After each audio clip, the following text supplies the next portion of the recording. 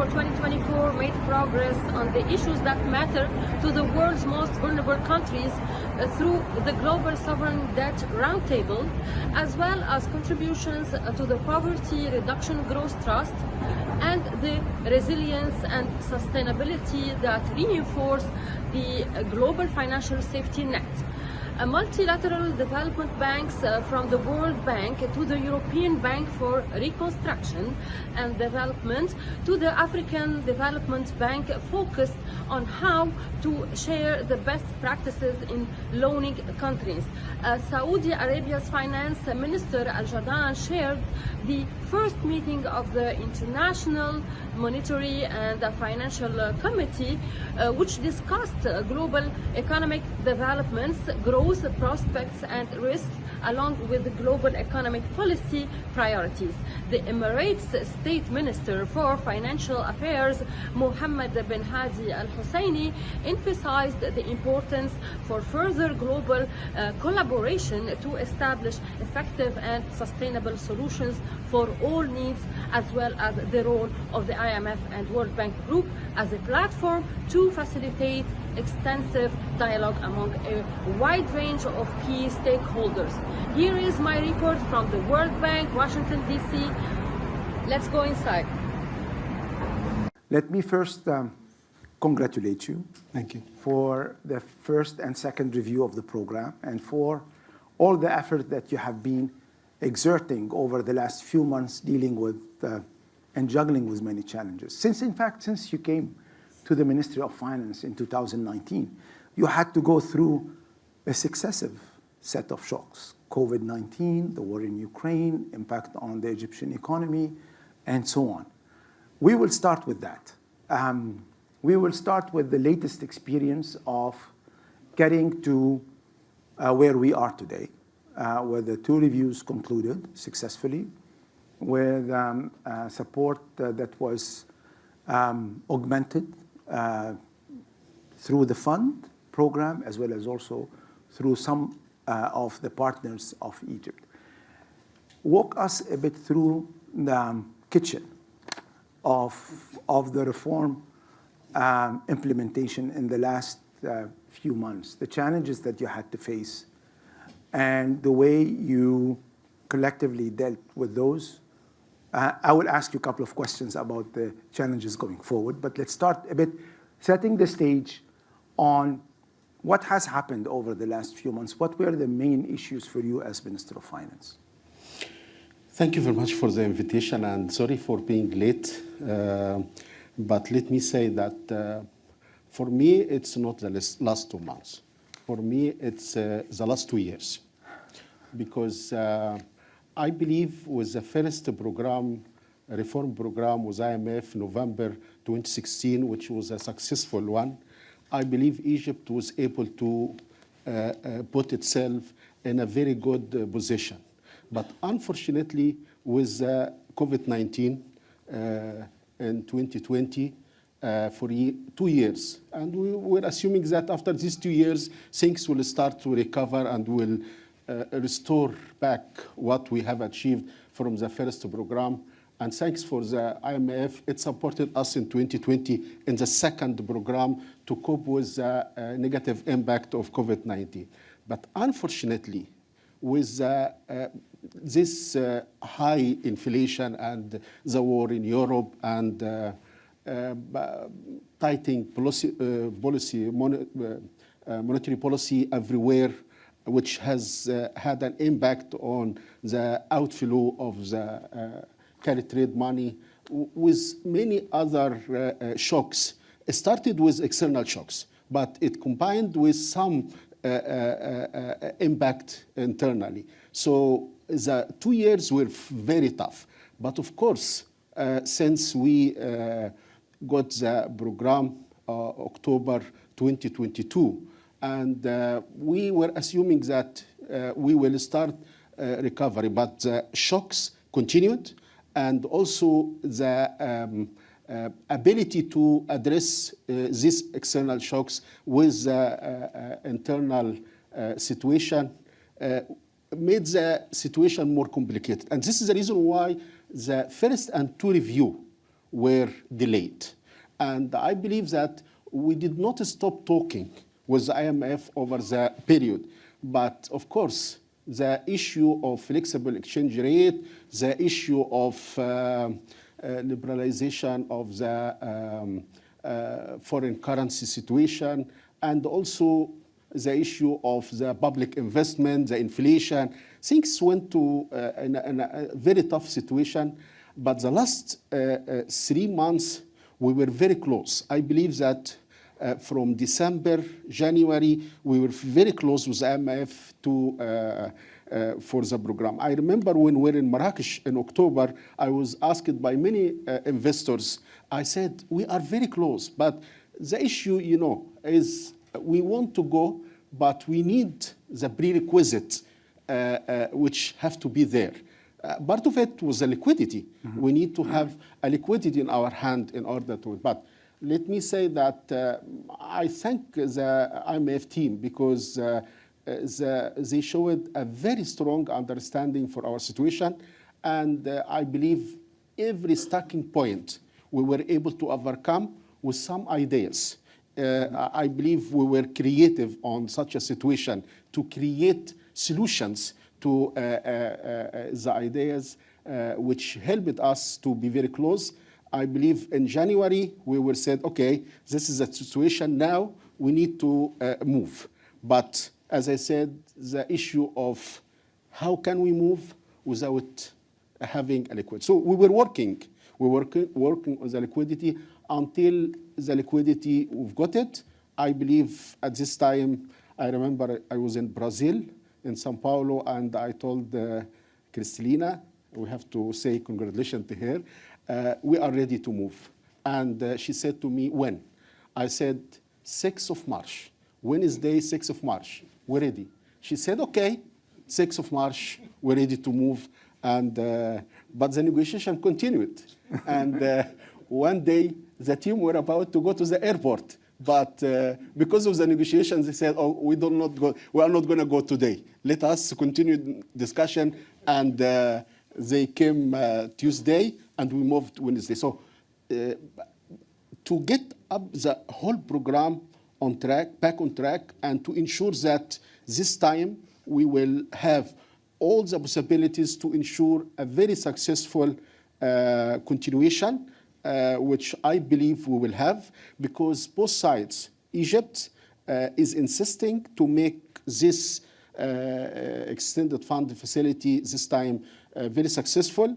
I believe things started to move in the right direction. So behind the scene, the last 2-3 months, let me say before 6th of April, were in a very tough condition, not very tough condition for just the Egyptian team or for the government, for the Egyptian people, even more and more.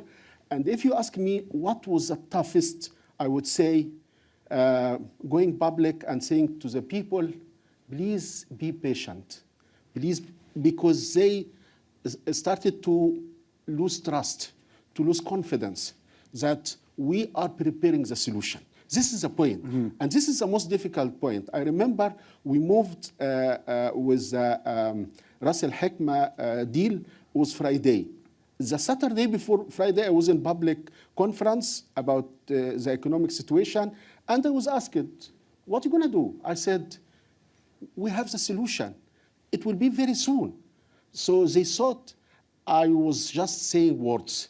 And even at the night, most of the media program were attacking me because they said the Minister of Finance just repeating words to make people patient, nothing more. They don't have solutions, although we were working on the solution. So it was tough, but I think now we feel more confidence. And when I meet people, they say, oh, we believed, but please continue. Please continue until we restore full confidence.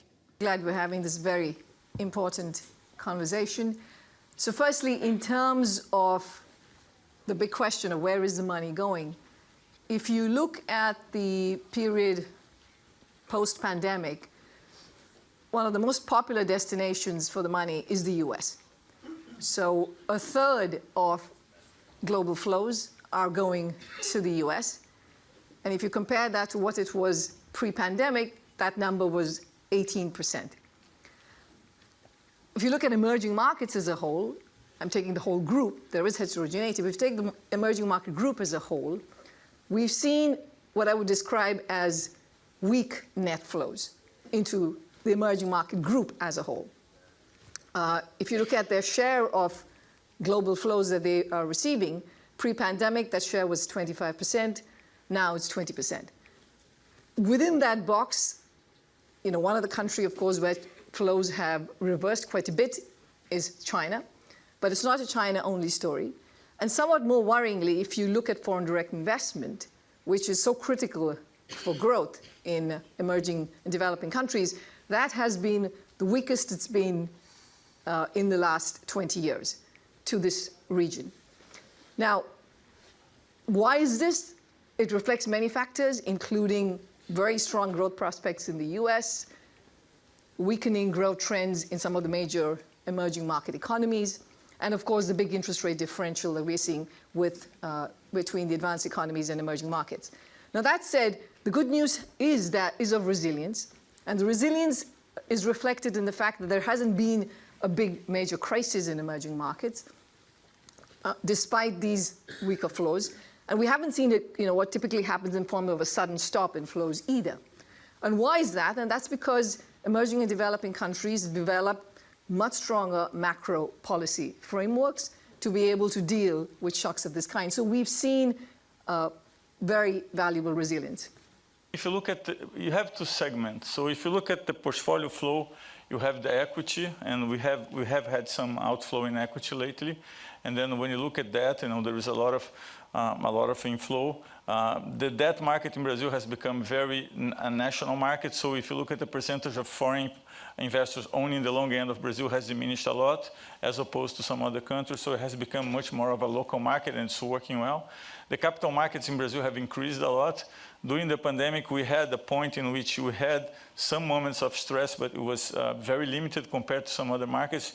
We are already reaching record high in terms of emission issues of fixed income. So I think the market in Brazil is very strong. The financial deepening that we were able to promote in the last 5 years is amazing, and that actually created a better allocation of resources. We just need to make sure that we keep with the reforms, because this is a market that for you to keep growing, you need to keep with the reform, the reform agenda. Good morning, everyone. Welcome. Thanks, Nico. It's a pleasure to see you all bright and early for our briefing of fiscal policy developments around the world based on the Fiscal Monitor.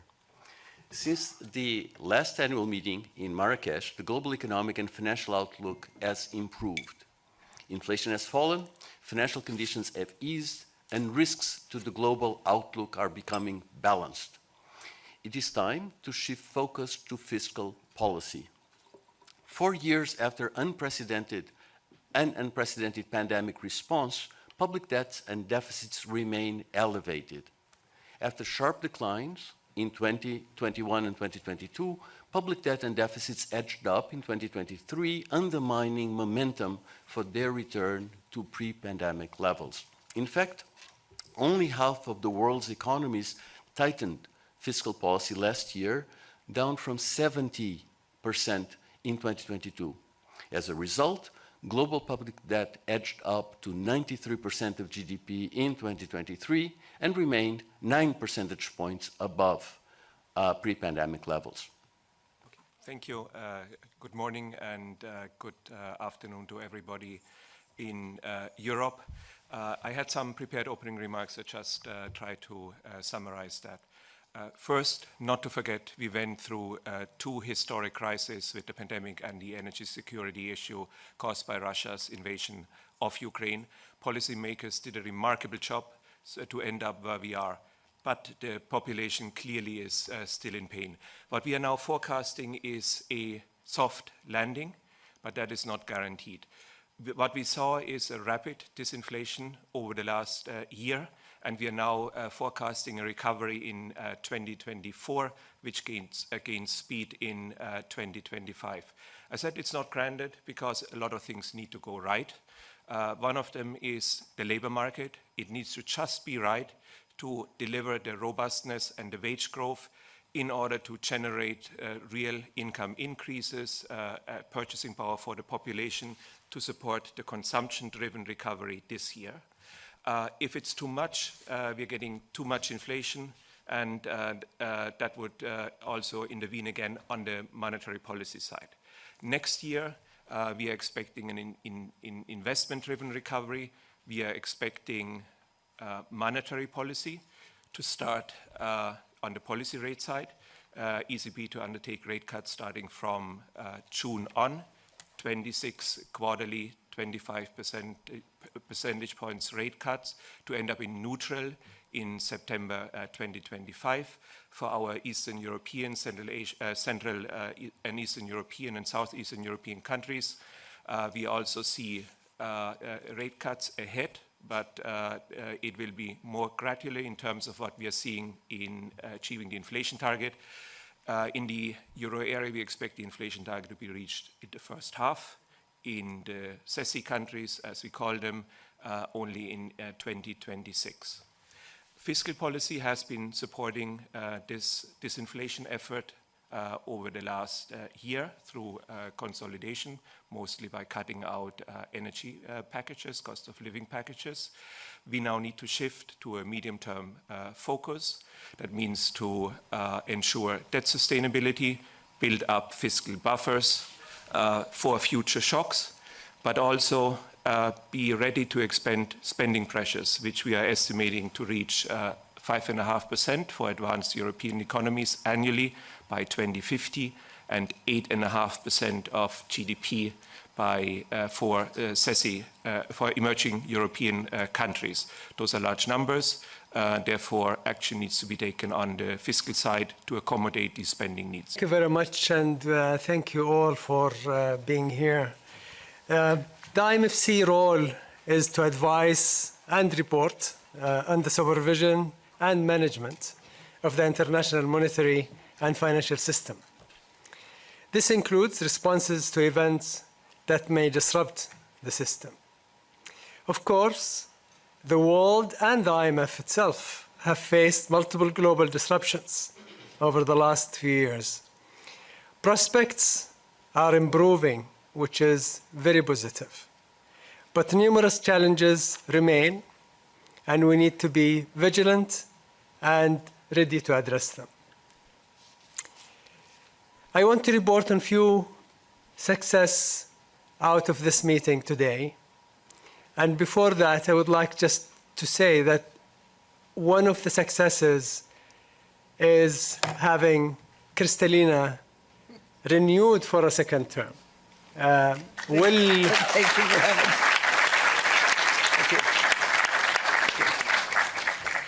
This came actually early on. Normally, it would have happened a few months later. But this is really a testament that the membership overwhelmingly supports the second term, appreciates what she did over the last 4 plus almost 5 years. And we are delighted, and the membership have been overwhelmingly delighted to see her serve and agree to serve a second term. Second achievement, which is actually very important for the fund, is the membership agreement on the priorities that were tabled. And this is very, very important to make sure that the way forward, we are all collectively working in cooperative manner to deal with the challenges that we face. In addition to this, the IMF precautionary balances are expected to reach its medium-term target of SDR 25 billion for the first time this month. Kristalina reminded us that this is a target that we put to ourselves about 13 years ago. And achieving it this month is really, really good. It basically provides a very good buffer for PIF to be able to use its financial powers to support the membership and deal with shocks. So I'm really glad that finally we achieved that target. Thank you, Julie, and thank you very much, Minister Al-Judan, dear Mohammed. I would like to express my gratitude that you have accepted to serve as a chair in a difficult time for the world. And I have been impressed by how seriously you take your duty to reach out to members to understand where they converge and where they may diverge and how we can help bring that unity. I want to share with the journalists here that this is a chair who also holds the functioning of the IMF tight. We had 4 meetings under his chairmanship. They all ended on the dot on time, so thank you for that. Hey, Maria Malouf here. Please click to like and subscribe to Maria Malouf TV YouTube page and catch our hottest interviews and most compelling analysis. You will not get it anywhere else.